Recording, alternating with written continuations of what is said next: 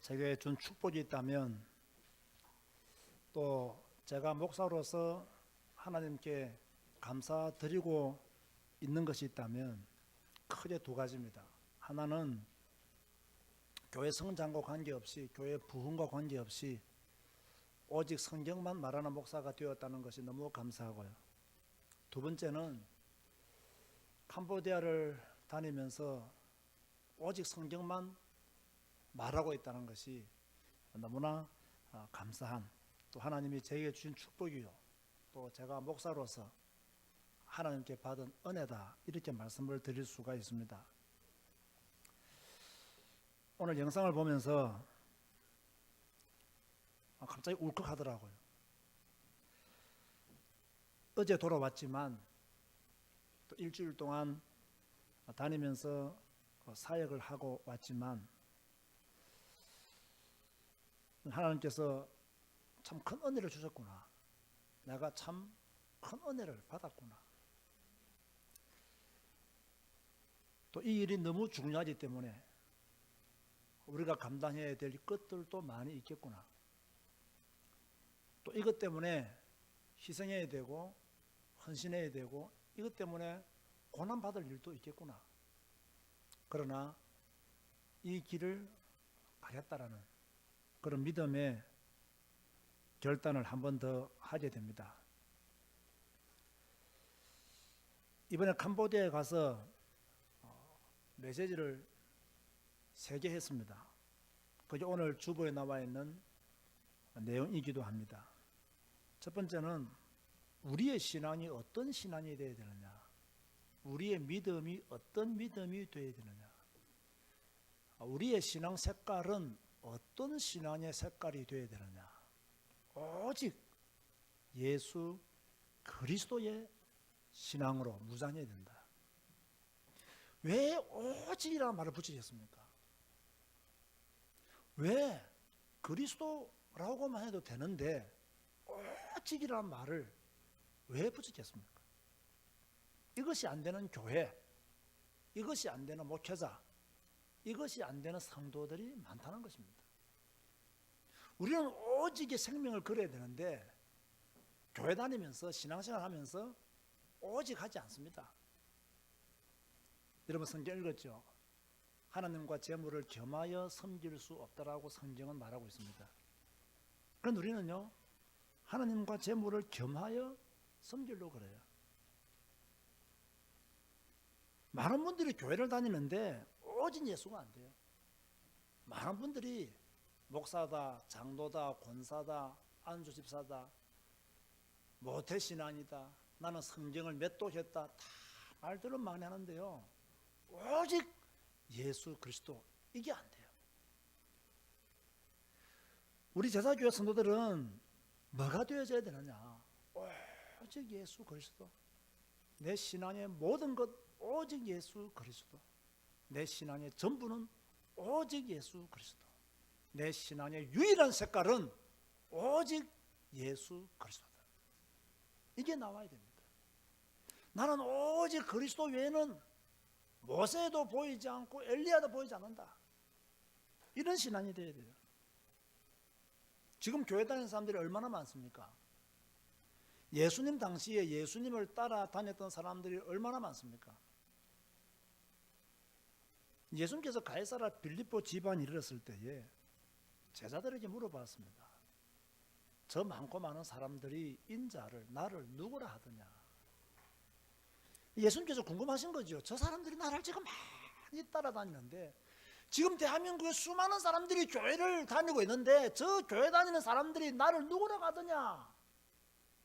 예수님께서 물으셨어요. 이러니까 제자들이 뭐라고 대답했느냐. 예, 선생님, 저 무리들이 선생님을 세례요한이라고 합니다. 어떤 사람은 엘리야라고도 하고요, 예레미야 같은 분이라고 말하기도 하고, 또 구약에 많았던 선지자 중에 하나라고 그렇게 말하는 사람들이 있습니다. 예수님은 예수님이지 세례요한이 아닙니다. 예수님은 예수님이지 엘리야가 아닙니다. 예수님은 예수님이지 예레미야가 아닙니다. 예수님은 완전한 선지자이지 선지자 중에 한 명이 아닙니다. 근데 사람들은 예수님을 잘못 알았던 거예요. 지금 교회 다니는 사람들이요, 예수님을 잘못 알아요. 틀린 예수님을 알고 교회를 다녀요. 자기가 만든 예수님을 섬기기 위해서 교회를 다녀요. 성경에서 말하는 예수 그리스도를 몰라요. 그래서 예수님께서 제자들에게 물어봤습니다. 그러면 너희는 나를 누구라 하느냐? 제자들에게 물어보신 거예요. 저 무리들의 대답이 틀렸다는 거예요. 그러면 너희는 나를 누구라 하느냐? 이때 베드로가 말하죠. 주는 그리스도시요 살아계신 하나님의 아들이십니다. 주님은 그리스도이십니다. 우리가 기다렸던 메시아이십니다. 주님은 하나님의 아들이십니다.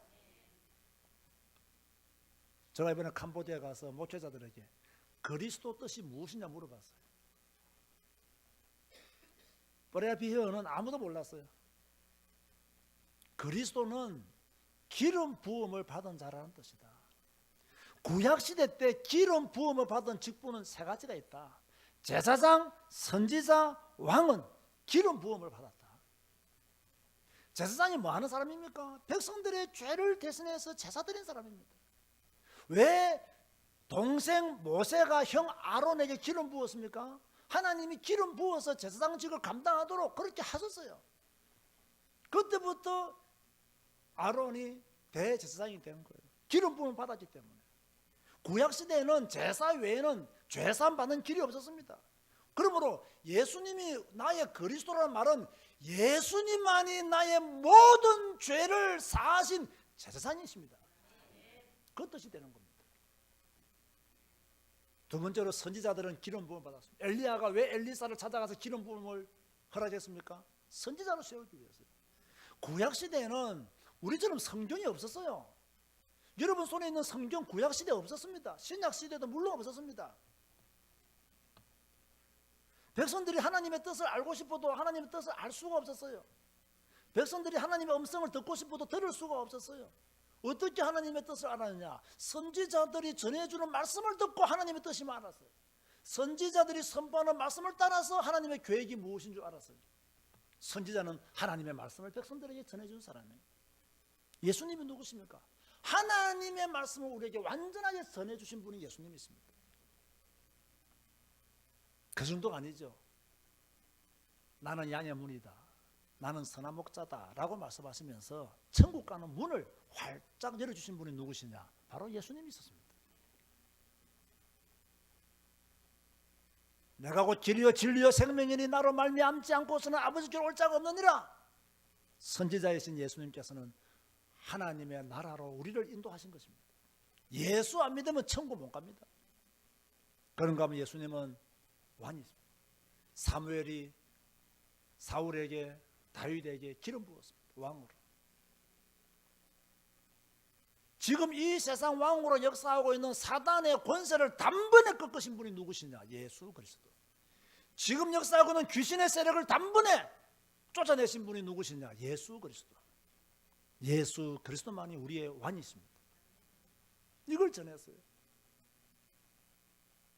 예수 그리스도가 누구인지를 제대로 알고 신앙생활 해야 되는데 예수 그리스도가 누구인지를 모릅니다.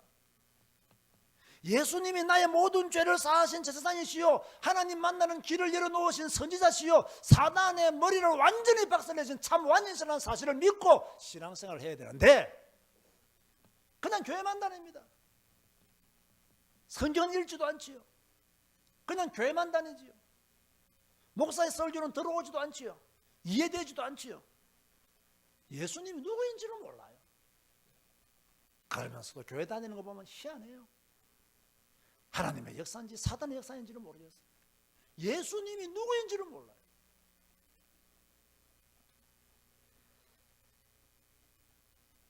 캄보디아를 다니면서 재미있는 일이 너무 많습니다. 재미에서 재미있는 일이라는 말은 뭐 이렇게 즐거운 일이 아니고요. 캄보디아의 목회자들이 참 어렵고 힘든 가운데 목사의 사명을 감당하고 있거든요. 그런데 이분들이 신학을 제대로 공부할 수 있는 여유가 별로 없어요. 이분들이 다 하나님을 사랑하고 예수님을 사랑하고 성경도 우리보다 더 많이 읽어요. 그런데 그 성경의 내용과 깊이와 뜻을 잘 모르는 거예요. 이번에 섬랑을 만났죠. 통역을 잘하더라고요. 시소폰 신학교에서 2년간 공부했고요. 한국의 노동자로 4년 8개월 정도 나와 있었다 하더라고요. 아주 순수해요. 신앙도 좋고 또 성경을 사랑하고. 브레비에서 통역하는데요, 저보다 쥐가 더 흥분해요. 통역하다가 쥐가 울고요. 그만큼 신앙적으로 순수하다는 이야기죠. 마침 와서 저보고 뭐라 하는 줄 아닙니까? 목사님, 나 그리스도의 뜻 이번에 처음 알았습니다. 기름 부음을 받은 자, 제사장, 선지자, 참왕이 우리가 믿는 예수 그리스도임을 자기는 예수님 믿었지만 잘 몰랐는데 이걸 처음 알았다는 거예요. 너무 감사하다고, 너무 기쁘다고. 오직 그리스도, 예수님이 누구십니까? 라고 말하면요, 제사장, 선지자, 나의 왕이십니다 라고 말해야 됩니다. 그래야 예수님을 바르게 아는 것입니다. 오직 그리스도. 두 번째는 제가 마른 뼈들을 살려라, 에스겔 37장 1절에서 14절 말씀을 가지고 말씀을 전했어요. 여호와께서 권능으로 여호와께서 에스겔에게 임재하셨죠. 그리고는 마른 뼈들을 보여주었습니다. 뼈가 심이 많았습니다. 아주 말라 있었습니다. 지금 여러분은 마른 뼈입니까? 마른 뼈가 아닙니까? 왜 하나님이 에스겔에게 그 골짜기에 있는 마른 뼈들을 보여주었을까요? 지금 이스라엘 백성들이 이 상태라는 거예요. 여러분들이 성경 읽지 아니하고 여러분들이 예배에 실패하면 100% 마른 뼈입니다. 우리의 상황과 다를 게 별로 없어요. 여호와께서 말씀하셨죠. 인자야, 이 뼈들이 너니 살겠느냐. 그 뼈들을 보니까 너무 기가 찬 거예요. 그래서 에스겔이 말하기를 주 여호와여 주께서 하시나이다. 주 여호와여 주께서 하시나이다. 이때 여호와께서 에스겔에게 사명을 주었죠. 이 모든 뼈에게 대언하여 이르기를 너희 마른 뼈들아 여호와의 말씀을 들을지어다. 마른 뼈들아 여호와의 말씀을 들을지어다. 사랑하는 성도 여러분, 여호와의 말씀을 들으시기 바랍니다. 하나님의 말씀에 귀를 기울이시기 바랍니다. 목사가 전하는 메시지보다 여러분이 성경 읽고 여러분이 말씀을 듣고 말씀을 읽고 말씀을 마음에 새기시기 바랍니다. 그것이 여러분을 살리는 길입니다. 그 마른 뼈들에게 물을 주라고 말하지 않았습니다. 밥을 주라고 말하지 않았습니다. 그 마른 뼈들에게 여호와의 말씀을 들을지어다. 말씀을 들으라고 말한 거예요. 여러분에게 필요한 것이 무엇입니까? 떡입니까? 제가 볼 때는요, 말씀입니다. 여러분에게 필요한 것은 떡도 아니고 성공도 아닙니다. 착각하지 마세요. 속지 마세요. 욕심 좀 버리세요. 여러분에게 필요한 것은 여호와의 말씀입니다. 이걸 아셔야 돼요. 성도들이 왜 교회 오느냐? 떡 많이 달라고 교회 와요. 왜 성도들이 교회 열심히 옵니까? 복 많이 달라고 교회 와요. 면해 주시고, 내 남편 잘 되게 해주시고, 내 자녀에게 축복해 주시고. 이거 뭐 종교나 기독교 다니는 사람 똑같아요. 절에서 비는 사람들이나 교회 와서 기도하는 사람들이나 똑같아요. 기도 제목을 들어보면 심만 다르지 내용은 똑같아요.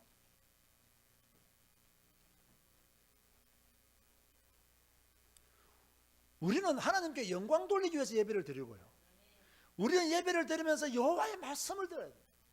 하나님의 말씀을 들어야 돼요. 여러분에게 필요한 것은 떡이 아닙니다. 여러분에게 필요한 것은 성공도 아닙니다. 여러분에게 필요한 것은 건강도 아닙니다. 여러분에게 필요한 것은 자녀 축복도 아닙니다. 여러분과 여러분 자녀에게 필요한 것은 하나님의 말씀입니다. 여기에 결론 나야 됩니다. 내게 필요한 것은 떡이 아니라 성공이 아니라 하나님의 말씀이다. 여기에 결론 나야 됩니다. 에스겔에게 이 뼈들에게 대언하여 이르기를 너희 마른 뼈들아 여호와의 말씀을 들을지어다라는 사명을 주셨듯이 하나님은 우리들에게도 사명을 주신 거예요. 내 주위에 있는 사람들에게, 여러분 주위에 있는 마른 뼈들에게 말해야 돼요. 여호와의 말씀을 말해야 돼요. 예수 그리스도의 복음을 말해야 돼요. 에스겔의 사명이 곧 우리의 사명이에요. 나의 사명이에요. 그들이 말씀을 들으면 살아요. 목사님 안 듣는데요, 내버려 둬요.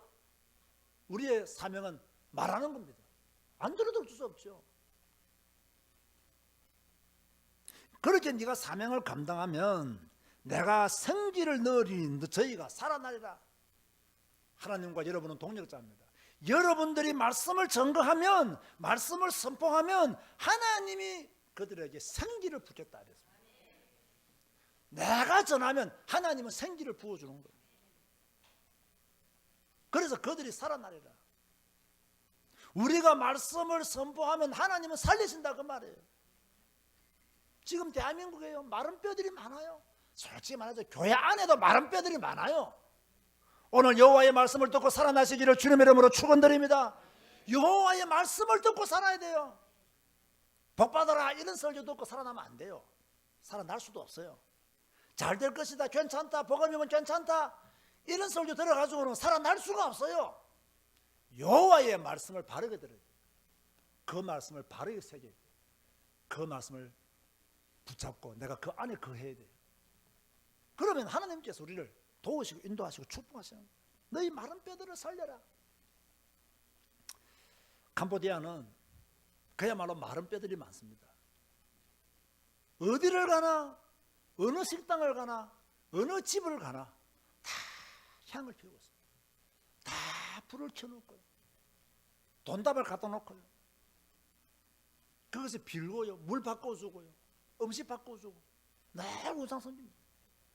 가는 곳곳마다 용 대가리들이 수두룩합니다. 미신과 우상과 불교에 빠져 있습니다. 마른 뼈들이 가득하죠. 그런데요, 그 마른 뼈들이 가득한 그곳에 하나님을 믿는 사람들이 있어요. 그 마른 뼈들이 가득한 그곳에요, 성경 읽는 사람들이 있어요. 그 마른 뼈들이 가득한 그곳에 하나님을 예배하기 위해서 모여드는 사람들이 있어요. 이번에 깜풍돈 집회할 때 회비를 3불씩 받았거든. 소금 목사가 말하더라고요. 지금까지 깜풍돈 지역에서 집회하면서 회비 받아본 적이 없대요.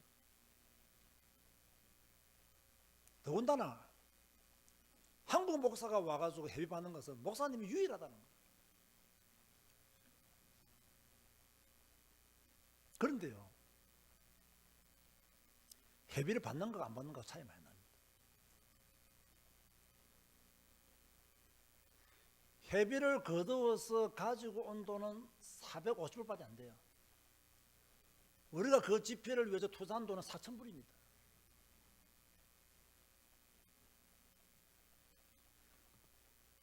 그런데 그분들은 회비를 내고 교회 집회를 간다 생각을 못 하는 거예요. 그런데요, 이거 바꾸는데 5년 걸렸습니다. 지난 5년 동안은 회비 안 받고 우리 다 했습니다. 왜?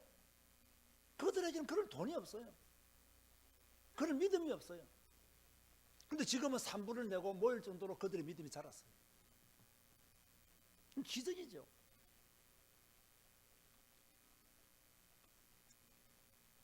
저는 이번 집회를 보면서요, 비록 마른 뼈들이 가득한 캄보디아이지만 이곳에 예비된 하나님의 사람들은 우리보다 더 영적으로 깨어있는 사람들이다.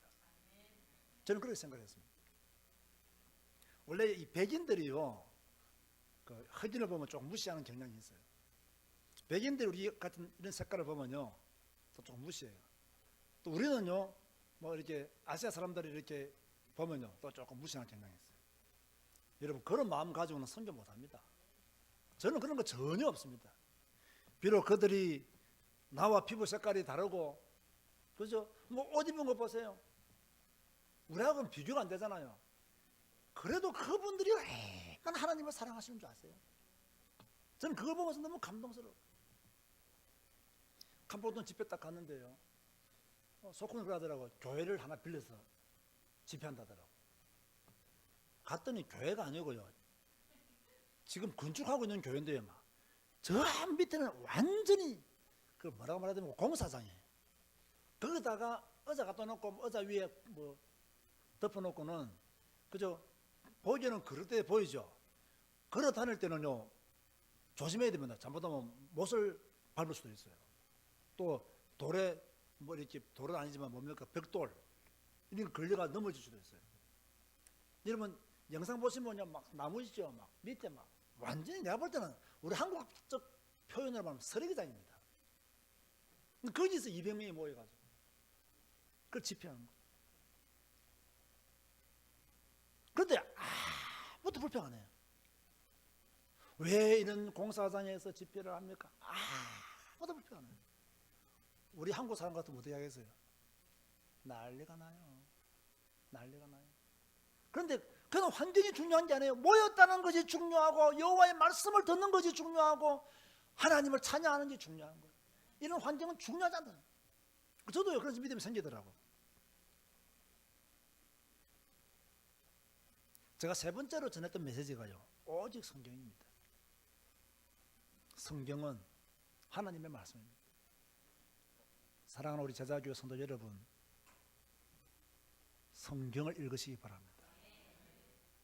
성경을 읽으시기 바랍니다. 저는 이번에도 말했습니다. 성경 안 읽는 사람은 그리스도인 아니다. 저는 확실히 말했습니다. 당신은 진짜 그리스도인이냐? 성경 읽어라. 성경 읽는 사람이 진짜 그리스도인이다. 교회만 다니고 성경을 읽지 않은 사람은 참 그리스도인이 아니다. 내가 참 그리스도인이라는 증거로 성경을 읽는 것이다. 근데 그들이 뭐 아멘. 왜 많은 사람들이 교회 다니면서 시험에 듭니까? 왜 불평합니까? 왜 원망합니까? 왜 낙심합니까? 왜 자유 고집을 못 꺾습니까? 왜 사도의 가르침을 받지 않습니까? 이유는 간단해요. 성경을 제대로 못 읽어서 그래요. 성경을 제대로 읽어보세요. 시험 될 일이 뭐 있습니까? 성경을 제대로 읽어보세요. 낙심할 일이 뭐 있습니까? 성경을 워낙 안 읽으니까 낙심되는 거예요. 성경 읽어보세요. 교만할 게 뭐 있습니까? 성경을 안 읽으면 날마다 시험에 들어. 한국교회가 왜 시끄러운 줄 아세요? 한국교회 교인들이 왜 자꾸 시험에 드는 줄 아세요? 시험에 드는 모든 이유를 제3자에게 돌리는 이유가 뭔지 아세요? 성경을 안 읽어서 그래요. 성경 읽어보세요. 다 내 잘못이에요. 참 성도는 성경 읽는 거예요. 의인은 없나니 하나도 없겠습니다. 남 탓할 것 없어요. 다른 사람 탓할 것 없어요. 그죠?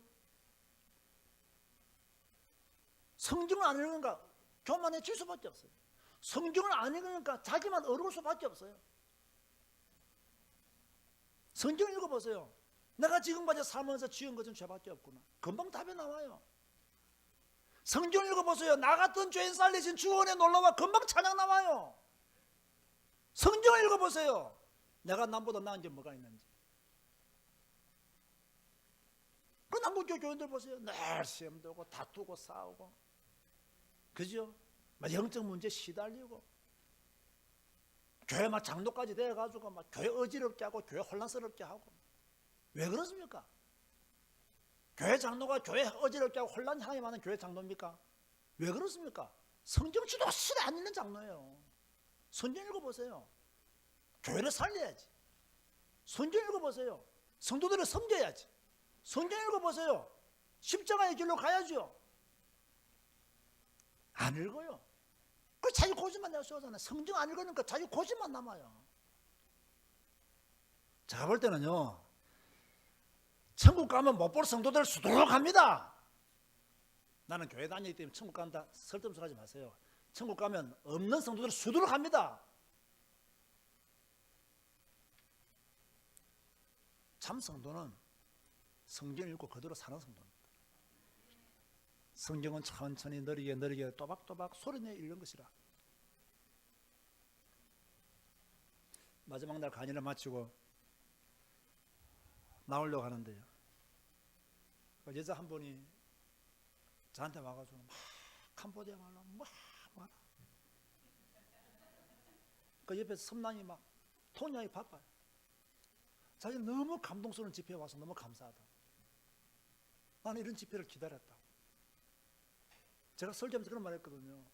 성경을 통해서 하나님의 뜻을 알고 성경을 통해서 하나님의 음성을 들어야 되지, 소리를 통해서 하나님의 음성을 듣는 것은 사단의 역사다 그랬거든요. 이번에 왔어요. 나와 내 가족은 매일매일 성경을 믿습니다. 그런데 내 주위에 있는 많은 사람들은 하나님의 음성을 직접 듣는다는 거예요. 헷갈리는 거야. 자기는 늘 성경만 읽고 하나님의 말씀을 따라가는데 자기 주위에 있는 성도들은 오늘 하나님께서 이렇게 목소리를 들려주셨다. 그럼 제가 하필 그날 강의할 때요 그랬거든요. 성경을 통해서 하나님의 음성을 듣는 거지 소리를 통해서 음성 듣는 것은 사탄아 물러가라고 말해야 된다. 이분이 그 말을 듣고는 그동안 혼자서 끙끙 앓았던 눌렸던 문제들이 이 설교 메시지 하나에 막 다 풀린 거예요. 다 풀린 거예요. 그 이분이 너무 감동이 돼가지고 수많은 사람들이 자기 주위에 있는 사람들은 하나님의 목소리를 들었다고 하나님의 음성을 들었다고 말하는데 목사님은 성경을 통해서 하나님의 음성을 들었다 말하니까 너무 자기는 막 신앙의 자유와 해방과 기쁨과 막 이 모든 것이 한꺼번에 다 그 계속 말하는 거예요. 계속 말하는 거예요. 지금 잘못된 신앙생활 하는 사람 많습니다. 또 나오는데 막 속군에 또 사람 한 명 데려왔어요. 이 남자분 뭐냐, CM립 신학교에 공부하시는 분이에요. 나를 이단이라고 말하는, 훌륭한 목사가 아니라고 말하는 그 놈이 운영하는 신학교에서 이렇게 공부하는 사람이 이번에 와가지고 뭐라는지 아십니까? 3개월 동안 신학교에서 배웠던 것보다 이틀 동안 너무 많은 걸 배웠다. 너무 정확한 복음을 들었다. 뭐 하나님께 감사한다. 3개월 동안 신학교 다니는 거 다 헛거였다고. 딱 예수는 그리스도 마른 뼈대로 살리라 오직 성경 말하는데요. 3개월 동안 신학교 다니는 거 배운 게 없다면서. 이번 집회에 너무나 많은 걸 배웠다. 그 제일 마지막 보면 사진 찍은 분이 그분이에요. 그리고 뭐 제가 뭐 이거를 못하니까 뭐 속으로 와가지고 목사님 CM립 바이블 스쿨 쓰리먼스 하면 땡 하고 목사님 이틀 굿 하면서 투데이 굿 하면서 제가 그 정도 알아듣거든요. 예스. 이뭐 너무 왜냐면 그 목사가 속으로 엄청 핍박하거든요. 엄청 막 비난하거든요. 그런데 막 그 학교에서 배우는 신학생이 와가지고 3개월 동안 신학교 다니는 것보다 이틀 동안 말씀 듣고 이렇게 충만해 본 것은 너무나 놀랍다고. 3개월 동안 다니면서 뭐 배운지 모르겠다면서. 그런 속으로 그런 신학교 다니면 안 돼요. 이상한 신학교 많아요. 틀린 신학교 많다니까요.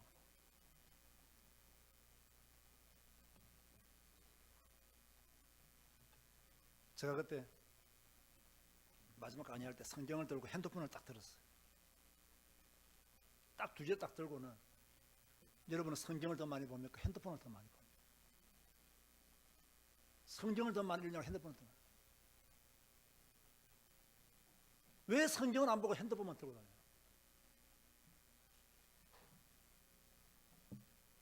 물론 우리가 핸드폰도 봐야 돼요. 근데 핸드폰 여러분 교회 올 때 꼭 성경 가지고 오시기 바랍니다.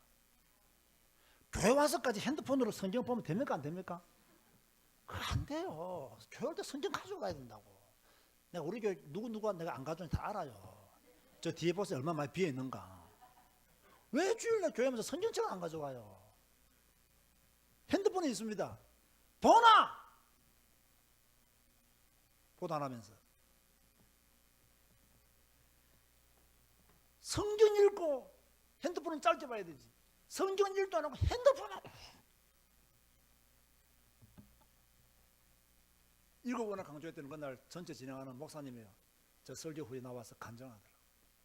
자기는 오늘 목사님의 설교에 너무 감동을 받았고 너무 많은 찔림을 받았다. 늘 간증을 쭉 하는 거예요. 자기는 아버지 일찍 돌아가셨대요. 삼촌 집에서 살았대요. 삼촌이 자기가 예수 믿는 걸 알고는 쫓아냈대요. 그걸 쫓겨났대요. 그때는 열심히 밤늦도록 성경을 읽고 했대요. 그런데 지금 목사가 되어 있는데 오늘 목사 말씀처럼 핸드폰을 더 많이 본다.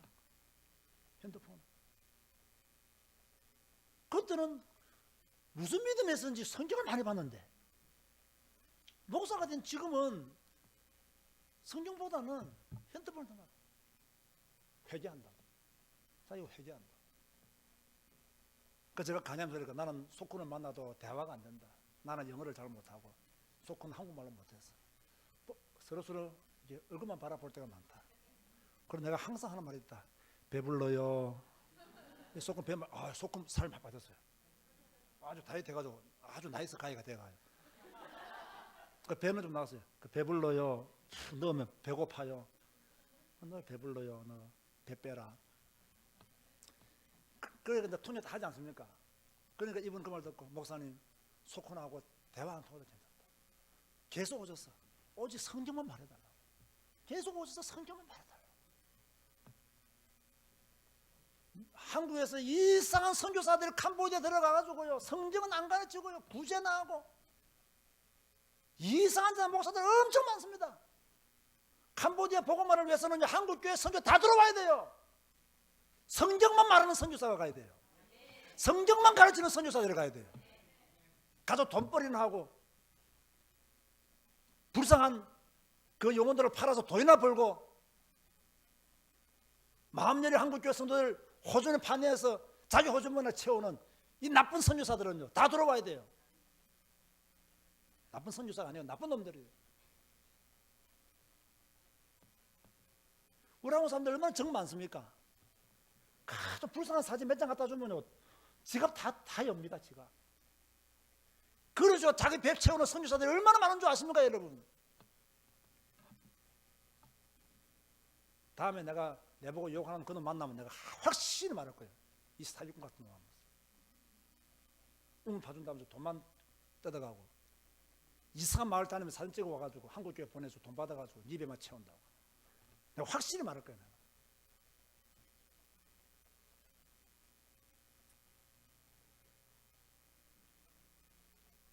많은 선교사들이요 성경 안 가르쳐요. 그러니까 캄보디아 목사들이요 한국교회 목사들은 무섭다는 거예요. 오면 다 이상한 짓 한다는 거예요. 한국에 목사 오면 다 이상한 짓 한다는 거예요. 자유교단 이야기하고 뭐 이야기하고 다 캄보디아 목사들을 다 알러보고 깔보고 무시하고 심부름을 시키려고 그러고 이상한 말하고 막 오면 다른 사람 여기나 시컷하고 그냥 자기가 최고인 줄 말하고 질려버린 거예요. 질려버려서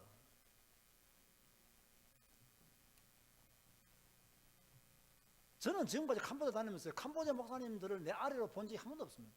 내가 소금 보고 항상 말합니다. 너는 나의 동료다. 너는 나의 친구다. 친구는 무슨 친구? 나이가 20살 차이 나는데요. 너는 나의 친구다. 너는 나의 동료다. 항상 말합니다. 그러니까 얼마나 기분 좋아요. 늘 다른 선교사람 들어오면 자기 깔보고 무시하고 부려먹으려고 그러고 나는 너는 나의 친구고 너는 나의 동력자야. 니하고 너는 한 가족이에요. 왜? 천국 가면 같이 만날 거니까. 또 속군이 자주 말했어요. 한 하나님 한 가족이란 말. 우리는 한 하나님을 섬기는 한 가족이라고. 맞아. 우리는 한 하나님에서 한 가족이야. 아니 오늘도 우리 목사님 흥분하시네. 맞습니다. 현장을 보고 오면요. 현장에서 사람들 만나고 오면요. 흥분이 안 될 수 없어요. 저는 얼마 전까지만 해도 캄보디아 선교는 나는 우리의 사명이라 생각했습니다. 저는 이번에 갔다 오면서 캄보디아 선교는 축복이라고 바꿨습니다. 사명이 아니라 축복이다. 캄보디아 선교는 축복이다. 우리가 캄보디아 선교를 할 수 있다는 건 축복이다. 여러분 우리 교회 보세요. 얼마나 빈자리가 많습니까? 우리 교회 숫자 별로 안 됩니다. 큰 교회에서 대형 교회에서도 못하는 일입니다. 제가 이런 말을 또 가지고 했습니다. 버레아비어 캄퐁톱 이제는 캄퐁참 세 지역 다니면서 세미나 하겠다. 소권이 너무 좋아요. 그죠? 세 지역을 다니면서. 그러면요, 이동 거리도 멀어요. 차 도로 안 좋습니다. 또요, 뭐, 차도 사실 안 좋아요. 그러나, 축복인데 안 할 수 없잖아요. 하나님이 주신 축복인데 왜 안 해요? 여러분도 이런 믿음 가지시기 바랍니다. 캄보디아 선교는 사명이 아닙니다. 사명을 넘어 축복입니다. 우리 후대까지 물려줘야 됩니다. 우리 후대까지. 제가 전에 말했죠. 우리 희성이 보고 아빠가 죽으면 너는 캄보디아 선교를 계속해야 된다. 너의 땅끝은 캄보디아다. 네가 선교할 나라는 캄보디아다. 네가 지금 미국에서 공부하는 이유, 미국에서 신학을 공부하는 이유, 아빠가 죽으면 네가 배웠던 모든 거 캄보디아에서 가르쳐야 된다. 제가요 캄보디아 같이 갈 때마다 그 집회할 때마다 항상 말합니다. 우리 아들도 나를 이어서 캄보디아 복음할 것이다. 이 사람들이요 별거 아니지만 그 말에 엄청난 감동을 받아요. 엄청. 아니 세상에 자기 아들까지 캄보디아를 선교하라고 가르친 아빠 어디 있겠냐는 거죠. 저는 그렇게 생각합니다. 캄보디아 후대까지 물려줘야 될 축복이다. 이 우리 렘넌트들 젊은 청년들 엄마 아빠가 선교하는 나라가 캄보디아가 아니야. 너희들이 해야 될 나라가 캄보디아야. 너희 아이들 딸들까지도 캄보디아 선교해야 돼. 캄보디아 선교는 절대로 놓치면 안 되는 축복입니다. 왜? 하나님이 이미 문 다 열어놨어요. 우리한테 문 다 열어놨어요. 이제 뿌레아 비어 가면요 제가 조금 있으면 유명 인사가 됩니다. 내가 집회 갈 때마다 경찰이 와서 다 조사해요. 이번에도 하야마 경찰이 돌아와가지고 나가도 안 해요. 그래서 뭘 가르치는지 전에도 왔더니 또 왔네 싶어가지고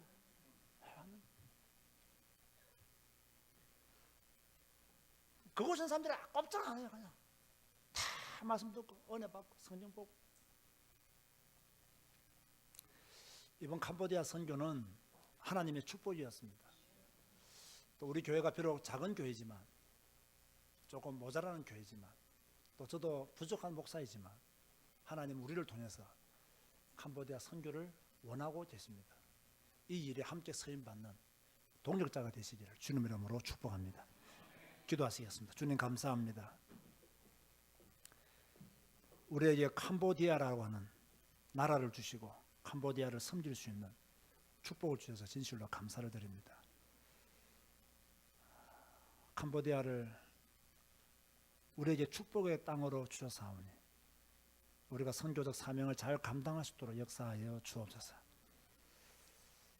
하나님이 여시는 문들을 바라보고 그 문들을 따라가는 그 문에 들어가는 우리 모두가 되어지게 하여 주옵소서. 우리 전 성도들이 캄보디아를 가슴에 품고 기도하는 성도들로 축복하여 주옵소서. 우리 후대까지 캄보디아 선교에 서임받게 하여 주옵소서. 예수님의 이름으로 기도합니다.